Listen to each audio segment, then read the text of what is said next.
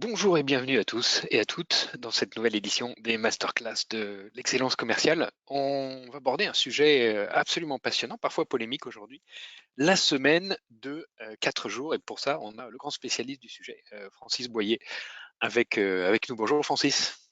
Bonjour Laurent, merci de me donner l'occasion d'échanger sur le sujet d'actualité, a priori. D'actualité, absolument, on va le voir avec les propositions de Gabriel Attal.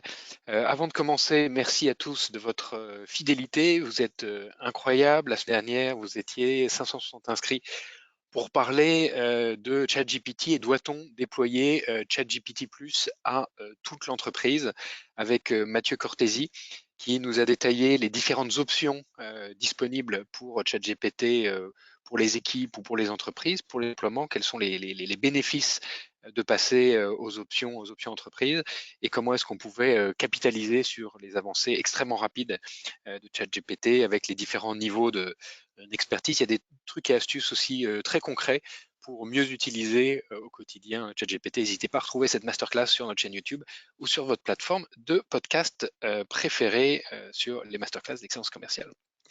Voilà, les masterclass sont rendues possibles par le soutien d'Incentive. Incentive, c'est une application mobile des managers. Incentive facilite le travail des managers pour onboarder les nouveaux, pour animer la performance et pour aligner les rituels managériaux sur les meilleures pratiques. Donc, n'hésitez pas à contacter nos équipes si vous êtes intéressés. On travaille aujourd'hui dans une vingtaine de pays pour des comptes comme Société Générale, Procter Gamble, Air Liquide ou Orange. Voilà, la page de publicité est terminée et on attaque avec notre sujet. Est-ce que Jules, tu peux nous faire le portrait de notre invité du jour, Francis Boyer?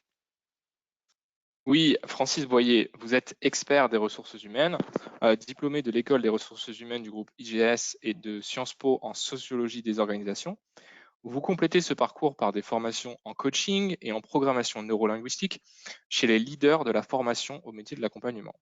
Vous avez exercé diverses missions de management des ressources humaines en entreprise pendant 20 ans dans de nombreux secteurs. Vous avez commencé en finance à la Banque Transatlantique.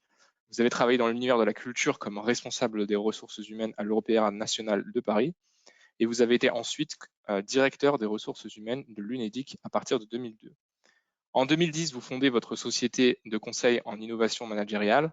Vous êtes aujourd'hui un conférencier reconnu, un coach d'organisation et vous accompagnez de nombreuses entreprises dans leurs projets de transformation managériale. Votre chaîne YouTube ainsi que votre podcast éclairent sur le management de demain et vos 3 livres, Le plaisir au travail en 2018, L'innovation managériale en 2020 et plus récemment en 2023, La semaine de 4 jours, ça marche, permettent de mieux appréhender les différents changements managériaux. N'hésitez pas à poser vos questions dans l'espace questions et commentaires sur le live LinkedIn. Et Francis y répondra en fin d'entretien. Merci. Bravo. Alors Francis, bienvenue, bravo pour ce parcours finalement très, très varié avec à la fois des institutions publiques, des institutions privées, puis tu as travaillé avec beaucoup de clients différents en tant que consultant et coach d'organisation. Alors je voudrais commencer peut-être cet entretien par un court rappel historique. Euh, on n'a pas en tête finalement que le temps de travail a beaucoup évolué. Dans les années 1830, on était entre 15 et 17 heures de travail par jour. En 1848, c'est passé à 12 heures. En 1889, le Congrès ouvrier socialiste a pour la première fois affirmé une revendication autour des 8 heures par jour. On en était encore loin, a instauré la fameuse journée du travail du 1er mai. En 1906, la loi Millerand, c'est 10 heures de travail par jour et le dimanche du repos.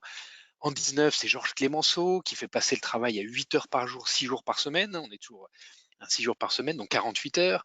Le Front populaire en 1936, c'est 8 heures par jour, 5 jours par semaine, plus de semaines de congés payés, les premiers congés payés avec le Front populaire. Ensuite, les semaines de vacances, le nombre d'heures de travail va se stabiliser.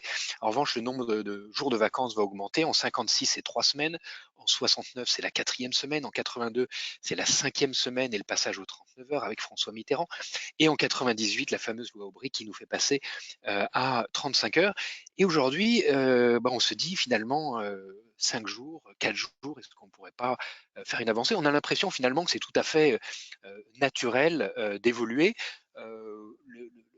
les transformations, les changements sont en train de s'accélérer. Dernièrement, Gabriel Attal a fait une sortie sur le sujet. Est-ce que tu peux nous dire ce qui cristallise finalement c'est le fait que le sujet revient sur le débat, revient sur la table aujourd'hui?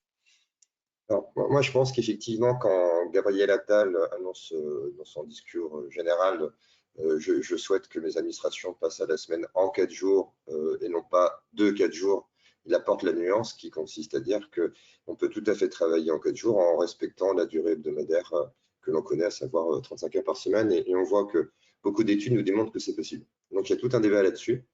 Je pense que la semaine de 4 jours répond peut-être davantage à une aspiration des Français aujourd'hui qui consiste à trouver un meilleur équilibre de vie. On le voit aujourd'hui, on a des sondages qui nous disent que, eh bien, il y a quelques années, on accordait plus d'importance à l'argent qu'au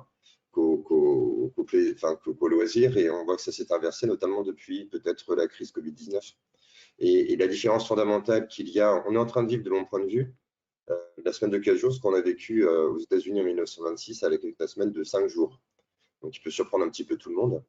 Et la semaine de 4 jours, contrairement à la réduction du temps de travail hebdomadaire, c'est tout simplement négocier un nouveau contrat social en offrant la possibilité aux salariés, à condition que la productivité soit maintenue, et ça on va le voir dans les échanges, de finalement travailler 50%, la moitié du temps de sa vie par an. Donc 182 jours de travail par an, ce qui n'est pas le cas aujourd'hui, parce qu'aujourd'hui on travaille à peu près 63% de l'année en termes de jours. Alors, il y a des initiatives qui ont déjà été menées dans un certain nombre de pays, en 2015 en Islande, en 2018 au Japon, en Nouvelle-Zélande, en Espagne, au Royaume-Uni en 2022, en Belgique aussi en 2022. Qu'est-ce qu'ont donné ces premiers tests? Est-ce que ça s'est généralisé? Est-ce qu'il y a eu un engouement populaire? Comment ça s'est passé dans ces pays qui ont déjà expérimenté?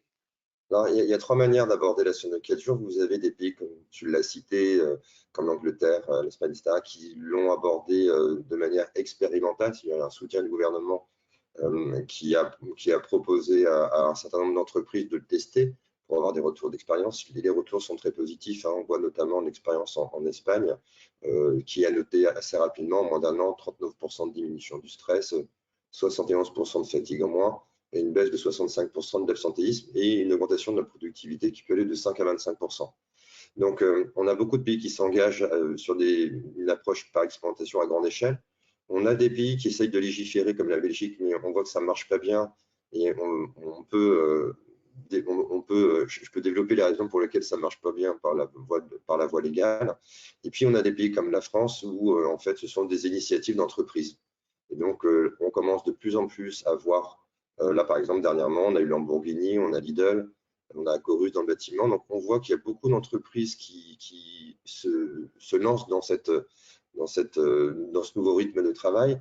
Le facteur numéro 1, contrairement à ce qu'on a vécu dans les décennies précédentes, il faut savoir qu'avant, on a diminué le temps de travail pour 2 principales raisons: limiter et réduire la souffrance au travail et lutter contre le chômage. Là, le point de départ, et notamment c'est Laurent de la Clergerie qui l'a donné, c'est vraiment pour augmenter l'attractivité, parce que face à la pénurie de main-d'œuvre. Et on s'est rendu compte a posteriori des bénéfices que ça pouvait avoir. Donc, améliorer l'attractivité. Finalement, en quoi exactement est-ce que ça consiste que cette semaine de 4 jours? Est-ce que c'est un format imposé à l'ensemble de l'entreprise? Est-ce que c'est on fait comme on veut? Chacun prend c'est quoi quand on parle de cette semaine de 4 jours qui est un grand thème? Comment concrètement ça se met en place et qu'est-ce que ça veut dire pour les entreprises?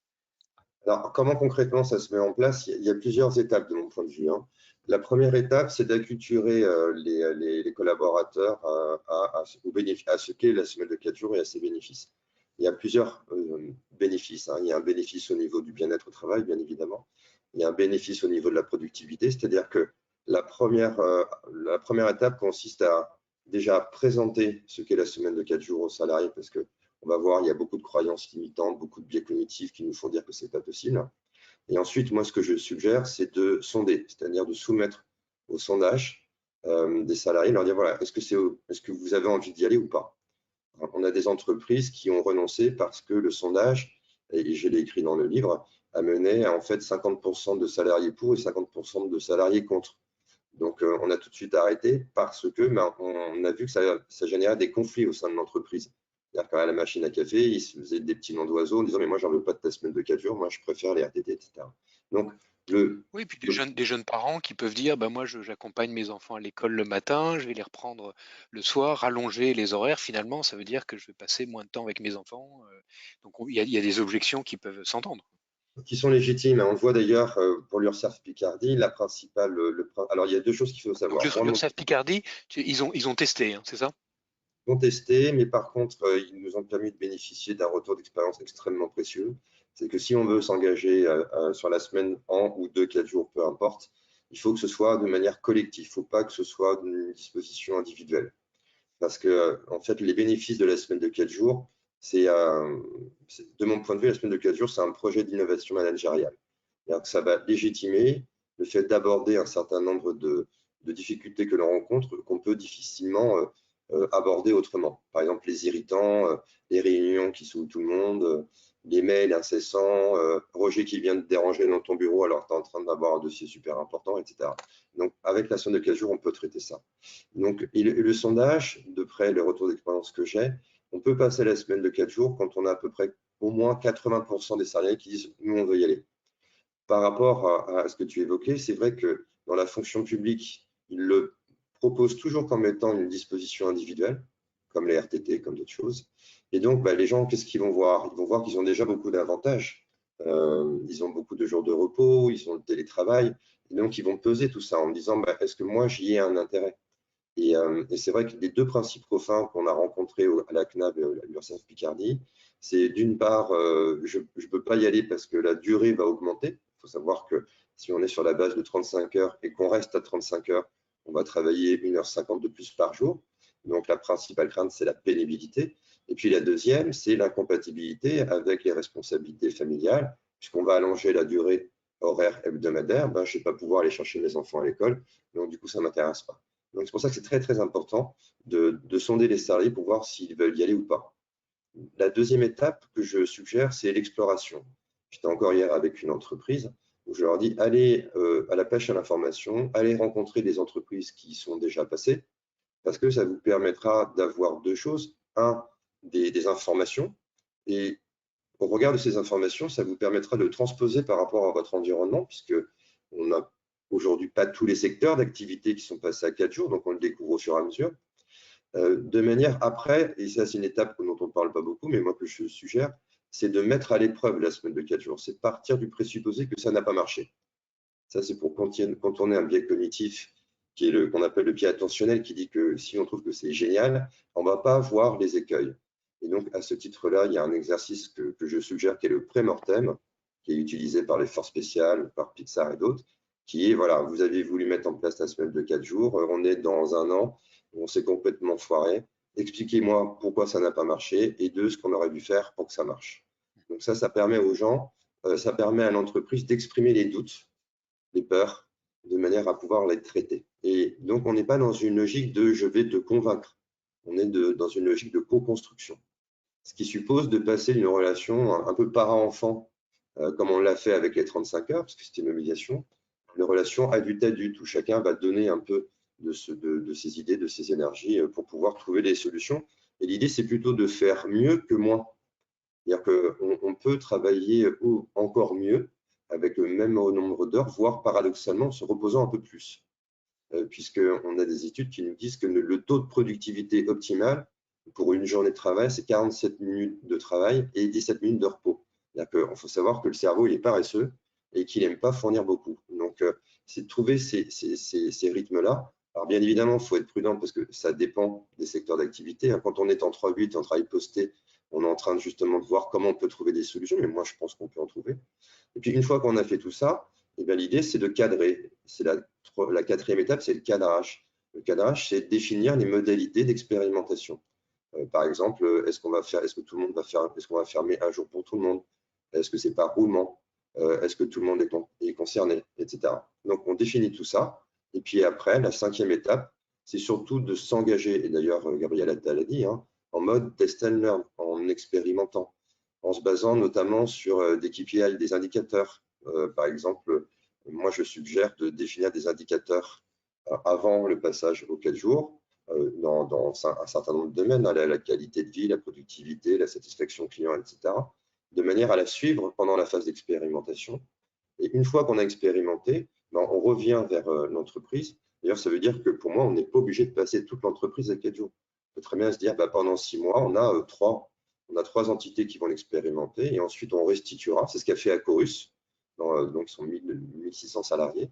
Acorus l'a déjà expérimenté avec son centre de Nantes. Et ensuite, moi, j'ai fait un petit séminaire avec eux, avec tous les autres patrons de BU, pour leur montrer un peu les retours d'expérience et avoir un échange. Parce que la principale difficulté de la semaine de 4 jours, c'est j'y crois pas. C'est pas que je veux pas. Il y a déjà est-ce que je veux ou pas, hein, et on va le voir. Et c'est pour ça que le sondage est intéressant.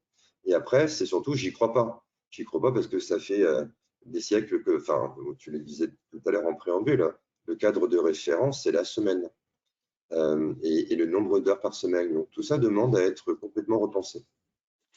Alors si on peut faire un pas en arrière et peut-être rebalayer les différents bénéfices, hein, parce qu'il y a des bénéfices pour les salariés qu'on peut imaginer, des bénéfices pour l'entreprise et puis également des bénéfices pour l'environnement. Est-ce que tu peux revenir sur ces 3 types de bénéfices de cette semaine de 4 jours ou en 4 jours? Oui, c'est vrai que le principal bénéfice de la semaine de 4 jours, c'est une meilleure adéquation avec l'évolution du rapport au travail. La question qui se pose, c'est pourquoi on travaille? Est-ce qu'on travaille par obligation? Est-ce qu'on travaille pour le plaisir? Donc, moi, j'ai écrit un ouvrage sur le plaisir au travail, mais bon, tout le monde n'a pas forcément cette idée-là. Donc, en termes de bénéfices, je dirais qu'il y a 5 principaux bénéfices. Le premier, c'est bien évidemment, on l'a noté, l'amélioration du bien-être. Avec les chiffres que j'ai évoqués tout à l'heure, on voit que bah, voilà, il y a plus de temps de repos, et donc il y a moins de cortisol, il y a moins d'adrénaline. Donc, du coup, le corps se repose mieux. Après, il y a un bénéfice qui me semble quand même très, très important, c'est l'amélioration de la productivité. Par exemple, et d'ailleurs, ce qui était le début de ma réflexion quand j'ai voulu écrire le livre, c'est que je ne comprenais pas pourquoi on pouvait à la fois améliorer le bien-être et améliorer la productivité en travaillant d'une certaine manière moins longtemps. Donc pour moi, ça n'allait pas dans mon cadre de référence. Donc on voit que par exemple, Carapresse, qui fabrique du caramel, a augmenté sa productivité la première année de 25%. Microsoft au Japon nous dit avoir augmenté sa productivité de 40%. Donc ça, c'est important. Après, il y a aussi l'effet sur l'environnement, la réduction de l'empreinte carbone. Il y a une étude en Angleterre qui dit que si toutes les entreprises anglaises adoptaient la semaine de 4 jours, d'ici 2025, ils auraient réduit leur empreinte carbone de 21%. Donc ça me semble intéressant. Et puis, si on va un petit peu Alors, plus est-ce que loin, tu peux détailler en quoi est-ce que la semaine de 4 jours permet de réduire l'empreinte carbone? bah, écoute, si je ferme toute une journée, eh bien, je consommerai moins d'énergie, j'utiliserai moins de voiture. Enfin, il y a toutes ces petites habitudes de vie qui seront réduites, donc c'est statistique, hein. Et on a autre chose aussi intéressante, c'est une petite société qui s'appelle CJ Conditionnement, donc ils sont une quinzaine, hein, qui ont décidé de fermer le vendredi, ont économisé 5 000 € d'énergie. Et ce que je trouve intéressant, c'est que, et là on va sur le partage de la valeur qui me semble intéressant parce que aujourd'hui, on a quand même la moitié des Français qui considèrent qu'ils ont tendance à donner plus et à recevoir moins. Eh bien, CJ Conditionnement a transformé ces 5 000 € de gains de consommation d'énergie en prime qu'il a reversé aux collaborateurs. Et ce dont on ne parle plus aussi, mais qui me semble aussi intéressant, c'est que si vous travaillez moins de jours par an, parce que la semaine de 4 jours, le vrai sujet, ce n'est pas les 4 jours, c'est je travaille 47 jours en moins par an en ayant le même salaire. Donc, et c'est ça qui est intéressant.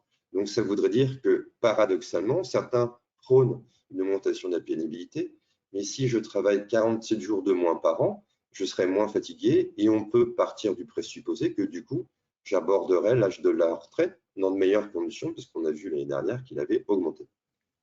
Donc, voilà. Juste pour préciser, dans la semaine en 4 jours, il y a de 35 heures, donc il y a plus de RTT, hein, on est d'accord? Alors, il y a des parties pris. Il n'y a plus de RTT, c'est-à-dire qu'on supprime les RTT et on réduit considérablement le nombre de jours de télétravail. Ce qui est intéressant et ce qui me semble plus juste, alors je sais que ceux qui télétravaillent ne sont pas contents quand je dis ça, mais quand on y réfléchit, les salariés, seuls 36% des salariés bénéficient du télétravail. Donc ça, c'est un chiffre de la DARES d'avril 2022. Et 24% des actifs bénéficient de RTT. Avec les 4 jours, on pourrait imaginer que 80% des salariés en bénéficient. Donc, cela me semble un peu plus juste et équitable.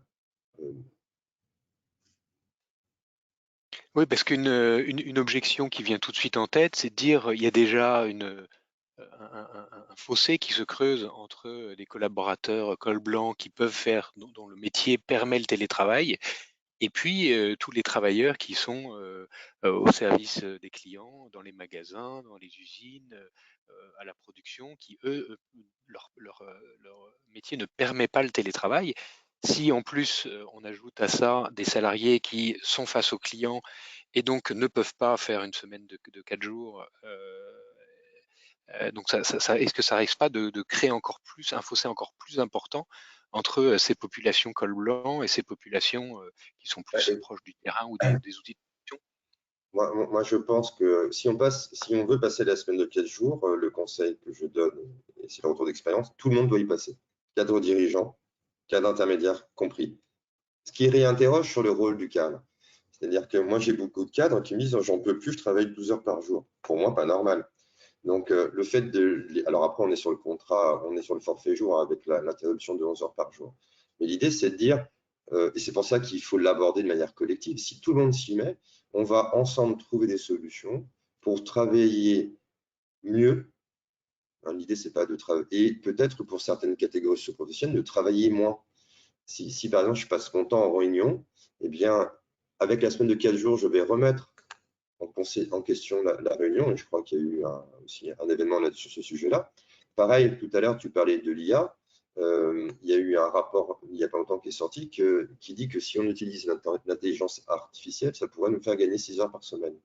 Donc, quand on bénéficie de toutes ces technologies, le digital, l'IA, ChatGPT, etc., alors ça dépend des métiers, bien évidemment, on se rend compte que, en fait, on peut totalement travailler mieux, c'est-à-dire s'accorder des temps de repos dans la journée, tout en ayant un taux de productivité qui augmente. Et c'est ça qui est intéressant. Ok. Une autre objection, c'est sur la flexibilité des sommes, enfin des heures travaillées. Euh, Quand on est sur 5 jours et qu'on travaille 8 heures par jour, finalement, travailler de 9 heures à 19 heures à peu près, hein, avec 1 heure et demie de pause repas et puis 15 minutes de pause le matin, 15 minutes de pause l'après-midi, du 9 heures à 19 heures, ça veut dire que s'il y a un projet client important, s'il y a un lancement de produit, on a un peu de marge pour aller travailler jusqu'à 19h30, 20h. Si on a tout condensé, finalement, il n'y a plus de place pour les heures supplémentaires parce que la journée, elle est déjà très chargée et revenir un jour où on s'est organisé pour ne pas être au travail parce que tous les vendredis, par exemple, l'entreprise est fermée, ça devient finalement une barrière quasiment infranchissable. Donc, qu'est-ce qu'on perd pas en agilité et en flexibilité, notamment sur des heures, alors pour des cadres, des heures d'effort en plus, et puis pour des non-cadres, des heures supplémentaires? C'est très paradoxal parce qu'en fait, on gagne en agilité parce qu'on va reconsidérer le travail. On va repenser la manière de travailler. On va essayer de trouver des solutions pour optimiser le temps de travail de manière à ce que ça tienne en 4 jours. Parce que la cerise sur le gâteau et ce qui prime par-dessus tout, c'est vraiment ce jour de repos supplémentaire. L'exemple, on pourrait voir un exemple. Si on prend par exemple le mois de mai de cette année, le mois de mai de cette année était assez particulier parce qu'il y a eu, je crois, 3 week-ends de 3 ponts de 3 jours. Donc, le travail, c'est quand même fait. Ça, on le modélise tout au long de l'année. Donc, forcément, on va se poser des questions sur comment optimiser tout ça. Moi, je l'ai vu, par exemple, si on prend une chaîne d'hôtellerie qui est le Palm à l'île de la Réunion, il a passé tout son personnel de cuisine, les cuisiniers, à 10 heures par jour, donc à 4 jours. Avant, ils travaillaient 10 heures parce que le métier le nécessitait. Mais par contre, ils étaient payés 8 heures par jour et ils avaient 2 heures par jour en heures supplémentaires. Donc, c'est vrai, ils ont perdu ces heures supplémentaires, mais ça a permis en contrepartie de compenser cette dépense-là en emploi, en embauche. Et donc, c'est juste la question qui doit se poser, c'est un choix de vie. C'est-à-dire que si on est très centré sur l'argent et le pouvoir d'achat, on peut considérer que cette formule ne nous convient pas. Mais si on veut être à l'équilibre, c'est-à-dire avoir un temps de vie avec un bon équilibre, et on l'a vu il n'y a pas longtemps, il y a un sondage qui est sorti d'Ipsos qui dit que la valeur travail est aujourd'hui à 21% chez les Français, alors qu'elle était à 60% en 1993. Donc, on voit bien que le travail n'est plus… aujourd'hui, avant, si on ne travaillait pas beaucoup, c'est qu'on n'avait pas de valeur. Aujourd'hui, si on travaille beaucoup, c'est qu'on ne sait pas s'organiser et qu'on n'a pas de vie. Donc, et c'est ça qu'on essaye de faire avec la semaine de 4 jours, c'est permettre aux personnes qui le souhaitent de trouver un bon équilibre. La difficulté, c'est qu'on est dans un monde où on est extrêmement entré dans l'individualisation de la relation. C'est-à-dire qu'on a laissé aux salariés, RTT, télétravail, le choix de définir quand ils voulaient aménager leur temps. Là, on revient à l'équilibre, on renoue avec le collectif, on réduit cette marche d'individualisation pour renouer avec la collaboration, la cohésion d'équipe, etc., ce qu'on a un petit peu perdu ces dernières années de mon point de vue. Et donc, par exemple, le télétravail, dans les entreprises qui ont mis en place cette semaine de 4 jours, il est limité. Aujourd'hui, il y a un équilibre qui se trouve, qui est quasiment général. 2 jours de télétravail, 3 jours de présence en entreprise. Dans les entreprises qui sont passées à la semaine de 4 jours, quel est le nouvel équilibre de télétravail que tu observes? C'est 1 jour par semaine maximum. D'accord. Donc ça correspond finalement à l'équilibre antérieur, c'est j'ai 2 jours à la maison et puis 3 Voilà. jours en entreprise, quoi. Je ne perds pas de jours collectifs. Non, mais au lieu de culpabiliser parce que j'ai un rendez-vous chez le médecin alors que je suis censé travailler, et bien là, je vais prendre mon jour qui m'est octroyé, aller chez le médecin tranquillement, m'occuper de mes enfants, jouer au golf. Je ne culpabiliserai pas, alors que quand je suis en télétravail, normalement, je culpabilise parce que je suis censé travailler. Donc, la différence, elle est vraiment là. Et c'est aussi d'obliger à un jour sur site pour tous les collaborateurs. C'est-à-dire que, parce que la difficulté, c'est est-ce que ça ne va pas avoir des effets contraires, à savoir augmenter l'individualisme. Ce n'est pas le but de la semaine de 4 jours, c'est tout le contraire. Donc, c'est à la fois dire, il y a un jour où tout le monde sera sur site, peut-être le mardi ou le jeudi, par exemple. Et puis, après, vous allez jongler au regard de l'activité avec d'autres jours. Donc, un jour de repos supplémentaire par semaine, et puis éventuellement un jour de télétravail par semaine. Mais tout ceci devant être co-construit, en fait. Alors qu'aujourd'hui, je note que dans les entreprises, notamment dans les grandes entreprises, c'est un peu à la demande. On est un peu à la carte. Enfin, et là, l'idée, c'est de revenir un peu au menu. Donc, c'est ça qui me semble intéressant. Alors dans ton ouvrage qui est très bien fait, tu as toute une section sur les objections. Et peut-être qu'on peut en balayer une ou deux. On en a déjà balayé quelques-unes. Alors attends, je reprends cette liste qui est très bien faite. On doit servir les clients et les clients sont là tous les jours de la semaine. Tu dis que ça doit être collectif ou ne pas être, mais il y a quand même des métiers qui ne vont pas être adaptés à la semaine de 4 jours. Là, oui, j'ai consacré une rubrique que j'ai appelée Oui mais parce que j'ai lu il y a un livre qui m'a vraiment marqué, c'est les salariés d'abord, les clients ensuite, de Vinette Nayar. Et à chaque fois, il disait que dès que je voulais proposer quelque chose, une démocratisation de la relation, mes cadres étaient d'accord, mais ils disaient toujours oui, mais. Oui, mais. Alors quand on dit oui, mais, ça veut dire non, en fait. Hein. Et donc, et c'est pour ça que j'ai consacré toute une liste là-dessus, sur toutes les objections que je pouvais rencontrer et qui m'étaient formulées. Et j'ai oublié, du coup, ta question. La question, c'est, il y a des métiers, par exemple, quand on est face à des clients, les clients, ils sont là les 5 jours par semaine. On doit répondre, nous, on est les chefs de projet, par exemple, qui travaillent avec nos clients et les clients, ils utilisent les produits incentives tous les jours et donc il y a besoin de répondre à leurs sollicitations quand ils en ont une. Donc, on ne peut pas se permettre de fermer le vendredi, par exemple. Non, alors ça, c'est le point de départ. Hein. Par exemple, vous prenez LDLC. Leur point de départ, c'était le maintien de la continuité de service. Donc, qu'est-ce que vous me proposez, vous, équipe? Et donc, je vous fais confiance parce que vous êtes les mieux placés pour nous trouver des solutions. Et bien, du coup, ils ont défini des modalités de prise de repos. Hein. Ça veut dire qu'ils se mettent en binôme. Donc, ils ont eu aussi la création de binômes pour qu'on puisse avoir un maintien que plusieurs personnes possèdent les mêmes compétences pour pouvoir répondre si jamais il y en a un qui est en jour de repos. Donc, ça veut dire que ça va développer aussi la polyvalence. qu'on avait un petit peu mis de côté. Moi, j'ai connu la polyvalence dans les années 90. J'avais même connu les équipes volantes. Donc, ça veut dire qu'il va falloir aborder la semaine de 4 jours avec des conditions. Et une des conditions sera, par exemple, le maintien de la continuité de service. Donc, quelle est l'organisation que nous pouvons mettre en place pour que le client, finalement, ne s'aperçoive pas du tout qu'on est à 4 jours. Et on a des binômes, on a un renforcement au niveau des compétences. Moi, je pense que beaucoup d'entreprises ont aussi formé leurs collaborateurs, et ça, j'invite à le faire pour la fonction publique, au lean management, à l'intelligence collective, aux méthodes agiles, pour justement trouver d'autres manières de maintenir l'organisation et de garantir la qualité de service au niveau des clients. Je suis une entreprise, une ESN, entreprise de services numériques. Je facture mes clients à la journée.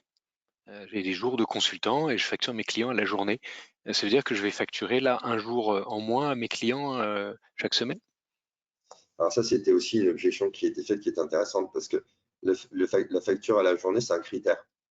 En fait, le client, c'est un critère de négociation commerciale. Le client, il ne voit pas combien de temps vous travaillez. Donc, on a deux options. Soit on dit, bon, bah, de toute façon, tout ça, ça ne change rien. Moi, s'il travaille 4 jours plus longtemps dans la journée et je vous facture 5 jours, ça ne change rien pour vous parce que ça sera le volume horaire sera respecté. Soit on augmente et on dit, voilà, nous, on travaille plus sur 5 jours, donc on va être sur 4 jours, donc on va facturer moins de jours, mais par contre, on va augmenter de 25% nos tarifs de la journée. Donc, tout ça, c'est à négocier avec le client. Et les retours d'expérience que nous avons sont assez intéressants parce que les clients qui payent en jour homme comprennent parfaitement. Et on a même un effet qui se coule, c'est que les clients qui payent sont d'autant plus favorables à le payer qu'en face, ils ont un fournisseur qui a entrepris une démarche éco-responsable, de bien-être, etc. Donc on voit qu'ils y consentent assez facilement.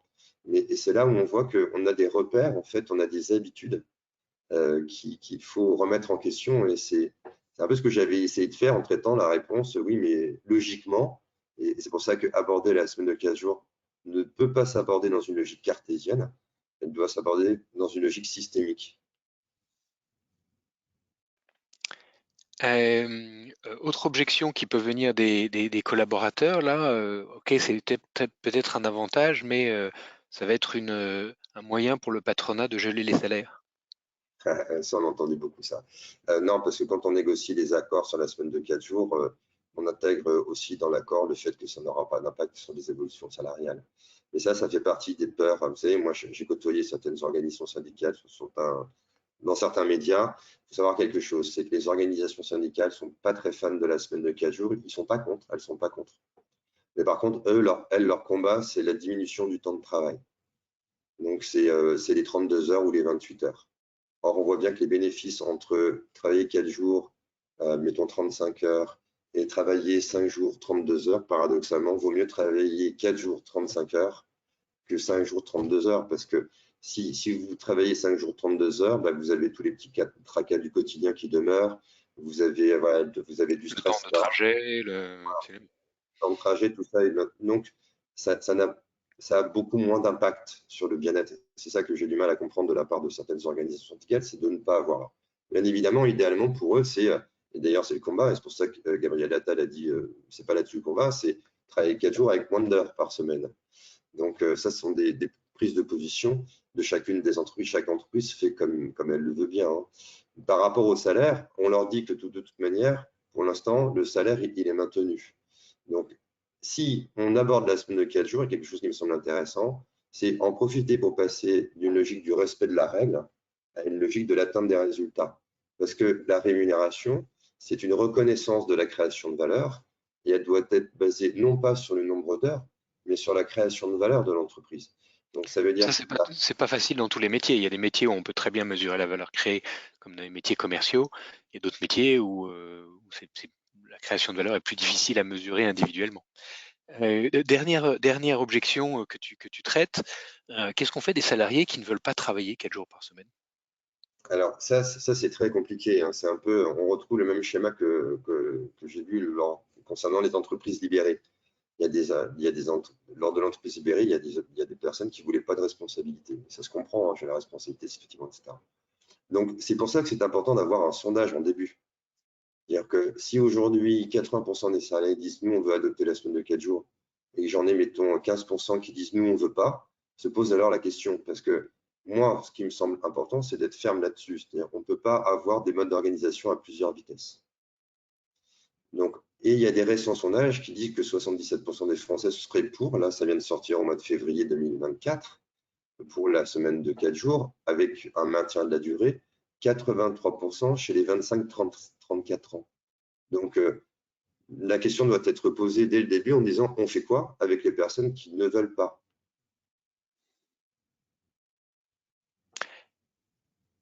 Eh bien, c'est sur ces mots qu'on va conclure notre entretien. On pose toujours la même question à tous nos intervenantes dans ces masterclass. Est-ce qu'il y a une citation qui t'inspire particulièrement, Francis? Ah oui, alors, c'est une, je crois que c'est une, alors je ne l'ai pas en tête à changer, mais c'est une pensée un peu stoïcienne, c'est-à-dire que ça a été attribué à Marc Aurèle, mais en fait, c'est pas totalement lui, c'est d'arriver à faire la part des choses entre ce sur quoi agir, ce sur quoi je peux agir et ce sur quoi je ne peux pas agir, et de faire la part des choses entre les deux. C'est-à-dire que c'est un peu à ça que j'ai été confronté toute ma vie. Ça ne sert à rien de lutter contre quelque chose sur lequel on n'a pas de pouvoir d'action. Mieux vaut se concentrer sur sa zone de pouvoir d'action, et c'est une maxime que je trouve assez intéressante dans mon quotidien. Seigneur, donne-nous la grâce d'accepter avec sérénité les choses qui ne peuvent être changées, le courage de changer celles qui peuvent l'être, et la sagesse de les distinguer l'une de l'autre. Voilà. Très belle citation. Bien sûr, pour aller plus loin, n'hésitez pas à vous précipiter à la FNAC pour acheter La semaine de 4 jours, un guide très détaillé, très concret pour mettre en place, aborder les objections, discuter, échanger avec vos équipes pour savoir si c'est une bonne chose ou pas pour votre organisation. 2 ouvrages, l'un publié en 2020 sur 50 pratiques managériales innovantes. C'est un recueil absolument passionnant de trucs et astuces issus des meilleures pratiques managériales. Et puis le plaisir au travail du savoir-faire à l'aimer faire, publié en 2018.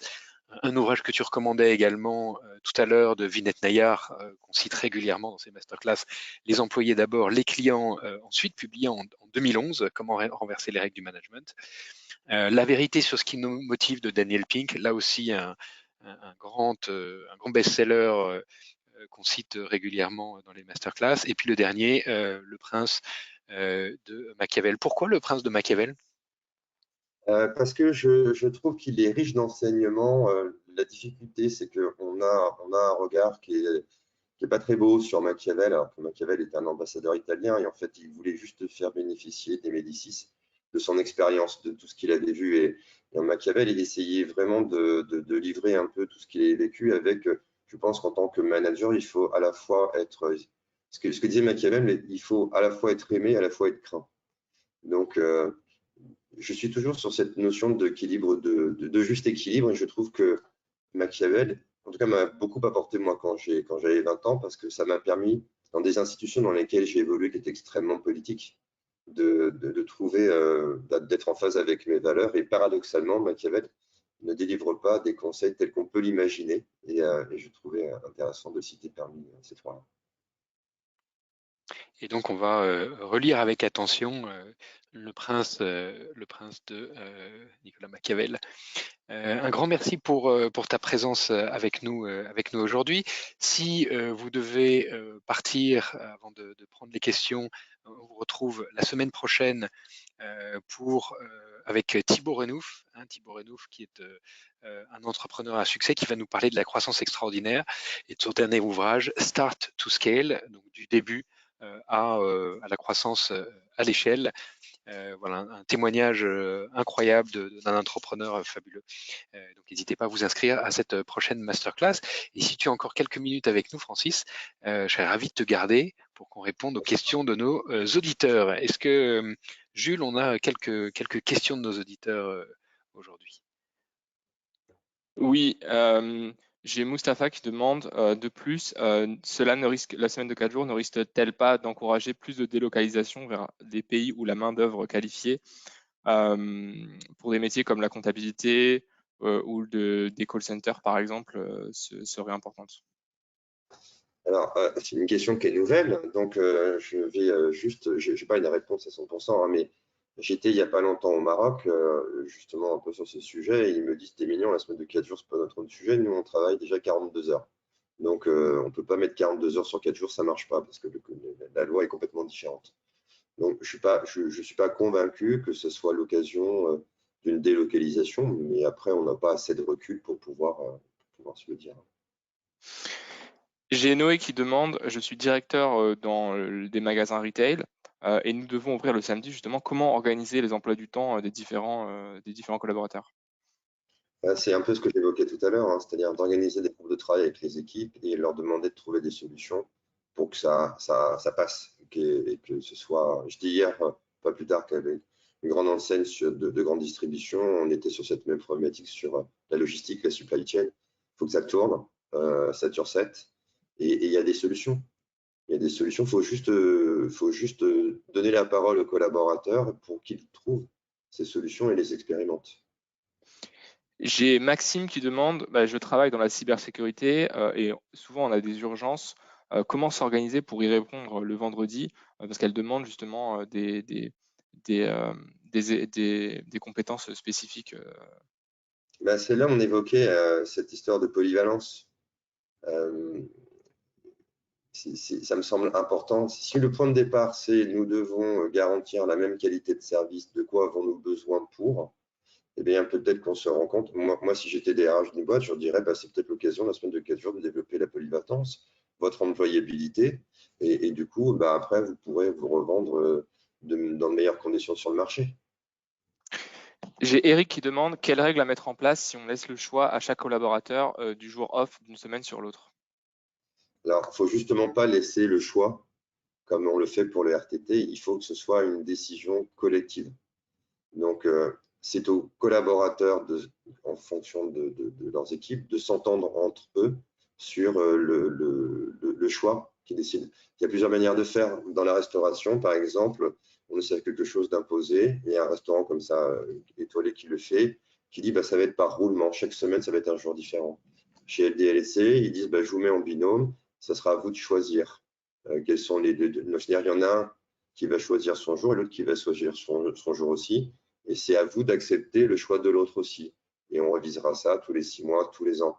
Donc, ça va vraiment être variable selon les entreprises et les collaborateurs. J'ai Mélissa qui demande, les collaborateurs craignent parfois des journées trop extensibles. Qu'est-ce que vous pensez d'une semaine en 4,5 jours? Moi, ça existe déjà. Et ça, mais on perd un peu les bénéfices d'une certaine manière. Parce que ce qui est vraiment intéressant, c'est le repos de la journée. Le fait qu'on produise moins de cortisol, qu'on soit moins stressé, qu'on prenne davantage soin de nous. On voit que selon les catégories professionnelles, les CSP+, elles vont être sur le loisir. Les CSP- vont être plutôt sur le quotidien. Donc, je trouve que 4 jours et demi, d'ailleurs, la semaine de 4 jours, c'est vieux comme le monde, hein, c'est pas nouveau, il y a le temps partiel. Et puis, il y avait la loi de Robien, on n'a pas développé. Donc, moi, je pense qu'il faut plutôt aller sur une journée franche de repos plutôt que sur une demi-journée, mais ce n'est que mon point de vue.